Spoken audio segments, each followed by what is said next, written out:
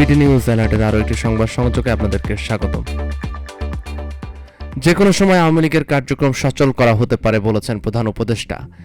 অন্তর্বর্তী সরকারের প্রধান উপদেষ্টা অধ্যাপক ডক্টর মোহাম্মদ ইউনূস বলেছেন, বর্তমান সরকার আওয়ামী লীগকে নিষিদ্ধ করেনি, এমনকি দলের রেজিস্ট্রেশনও স্থগিত হয়নি। শুধুমাত্র দলটির রাজনৈতিক কার্যক্রম সাময়িকভাবে স্থগিত করা হয়েছে। জাতিসংঘ সাধারণ পরিষদের ইউএনজিএ অধিবেশনের ফাঁকে জিটিওকে দেওয়া এক সাক্ষাৎকারে সাংবাদিক মেহেদী হাসানের প্রশ্নের জবাবে তিনি এ মন্তব্য করেন। সাক্ষাৎকারটি 29 সেপ্টেম্বর প্রকাশিত হয়। ডক্টর ইউনূস বলেন, কার্যক্রম স্থগিত হওয়ায় তারা কোনো রাজনৈতিক কর্মকাণ্ড চালাতে পারবে না, তবে দল হিসাবে তারা এখনও বৈধ। যে কোনো সময় তাদের কার্যক্রম পুনরায় চালু করা হতে পারে। আওয়ামী লীগের আসন্ন নির্বাচনে অংশগ্রহণের সম্ভাবনা সম্পর্কে জানতে চাইলে তিনি বলেন, এই বিষয়ে নির্বাচন কমিশন ব্যাখ্যা দিতে পারবে, কারণ নির্বাচন তারা পরিচালনা করছে। কে কোন প্রতীক নিয়ে অংশ নেবে সেটা কমিশনের এখতিয়ার। ডক্টর ইউনূস আরও বলেন, আওয়ামী লীগের সমর্থক রয়েছে, এটা আমি মানি, কিন্তু লাখ লাখ সমর্থন আছে, এ দাবির সাথে আমি একমত নয়।